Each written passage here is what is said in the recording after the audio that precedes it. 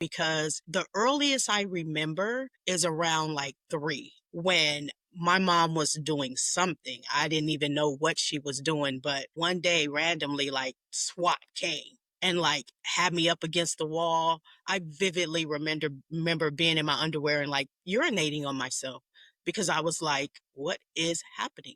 That's the first instance of any, like, I would say, trauma that I experienced. I later in life learned that it was because of PCP, right? And that's the first time my grandparents really started getting involved.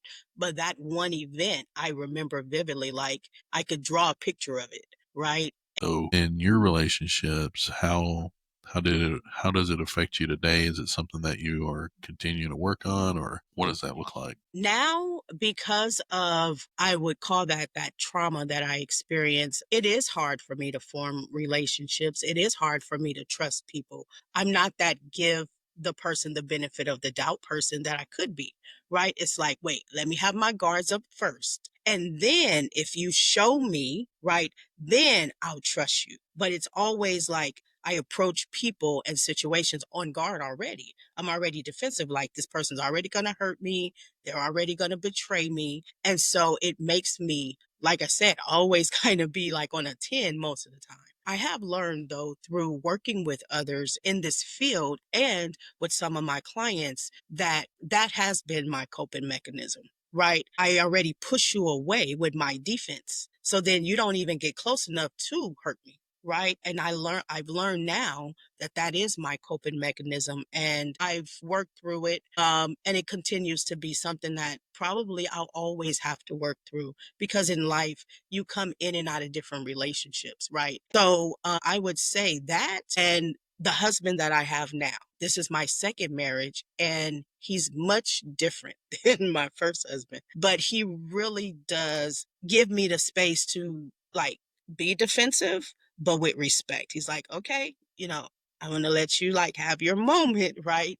But then you need to will it back in, and we as, children of addict parents, we learn to kind of fend for ourselves because we don't have that, that parental person to fend for us. So for someone to say like, like let down your guard, like it's like that's uncomfortable. Like what is that? And it's important that our spouses know the triggers, right? Because that's the biggest thing, right? Is that you do want to change and you want to be better. But if someone is, like pushing that button, right? It's hard for you to, it's almost like seeing red, right? Like, okay, this is a trigger. Like she's reminding me of my parents. She reminds me of this incident that happened. And it's kind of our responsibility to kind of let them know, hey, this is a trigger for me.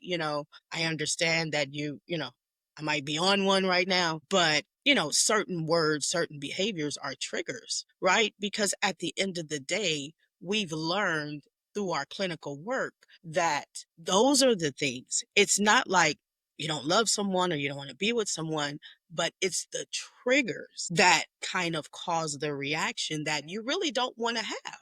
Right. But we have learned that, okay, this is a sensitive area for me. I still need to work on this. So I kind of need your assistance with it. Yeah. Now, right, understanding those things, trying to change those behaviors. Because although it was my coping mechanism now when I was going through it, it's not okay to be that way now. Right. I not only do I deserve good relationships, but the people that I love deserve a good relationship with me.